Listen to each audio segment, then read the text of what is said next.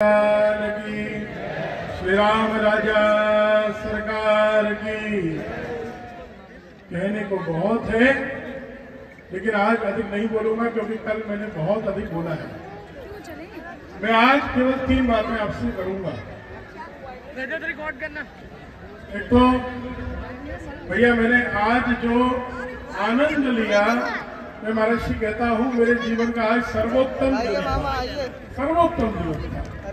जो अनुभूति मुझे हो रही थी वो आंखों के माध्यम से व्यक्त हो नहीं पा रही थी, लेकिन मेरे हृदय का कतरा कतरा और मेरा रोम रोम कह रहा था कि मैं स्वयं अनुभव करता हूं कि हम सबको जीवन भर के लिए कुछ श्री बागेश्वर सरकार का ऋणी होना चाहिए।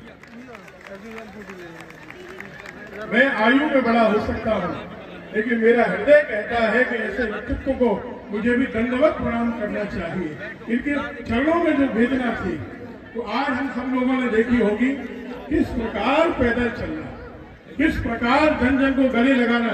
अभी आपने देखा एक साधारण बच्चा है, इसकी जाति किसी को पता है कि नहीं है? बताइए, इस बच्चे की जाति किसी को पता है कि नहीं? हमने उससे पूछा नाम क्या है, उसने सूरज कुमार बताया। तो कुमार के आगे कुछ नहीं जानता। हम लोग सनातनी बन जाए, हिंदू बन जाए, जाति अपने रोटी बेटी के संबंध के लिए हो, लेकिन हम सब लोग कुमार बनकर रहे तो कितना आनंद है। राह संघर्ष भी जो चलता है वही दुनिया को बदलता है। जिसने रातों से लड़कर जीती हो जंग, दुनिया में बागेश्वर सरकार जैसा सूरज बनकर वही निकलता है।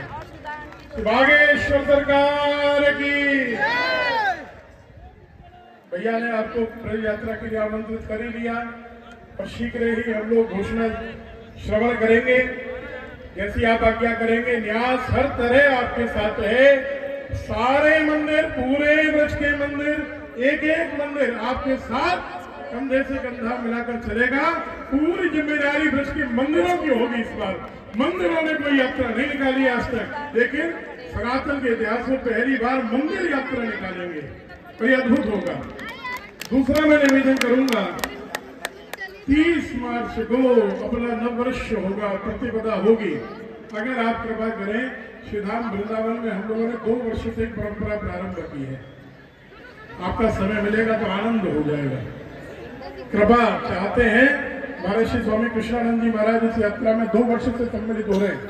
भैया बैठे बैठे चर्चा हुई और महाराज जी 2 दिन में यात्रा प्रारंभ हुई।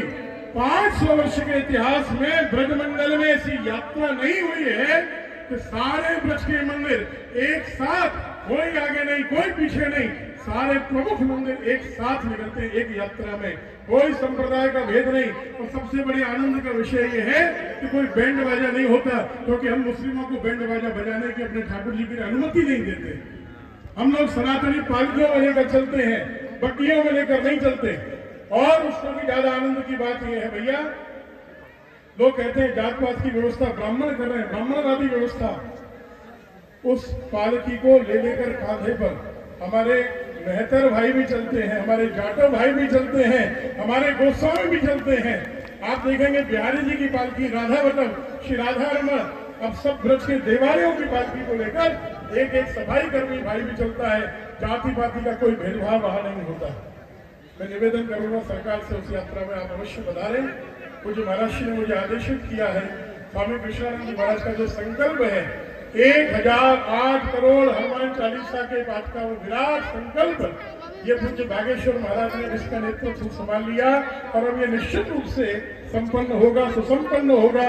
मेरा निवेदन है आप सबसे हाथ उठाकर एक बार ये संकल्प लें, प्रतिदिन हम कम से कम सनातन को सुरक्षित करने के लिए, राष्ट्र को एकजुट करने के लिए, और जैसा कि सरकार ने कहा कि बांग्लादेश भी एक दिन भारत होगा, पाकिस्तान भी एक दिन भारत होगा, अफगानिस्तान भी एक दिन भारत होगा, बृहत्तर भारत के, अखंड भारत के संकल्प को हम पूर्ण करेंगे। उसके लिए अधिक नहीं हो 4-4, 11-11 हनुमान चालीसा के पाठ का हम लोग संकल्प लें। दोनों हाथ उठाकर एक साथ संतों के नेतृत्व में, सानिध्य में आप लोग संकल्प लें। हम सब प्रतिदिन कम से कम 4-4 पाठ, अधिक हुआ तो 11-11 पाठ श्री हनुमान चालीसा के करेंगे। केवल इसलिए सनातनी एक हो, भारत अखंड हो और भारत उन्नत हो। राधे राधे। मुझे जो सम्मान दिया, इसलिए दिया, प्रेम दिया, इसके लिए मैं अभिभूत हूँ। ये जीवन भर के लिए मेरी पूंजी है। सभी पूज्य संतों को प्रणाम करूँ।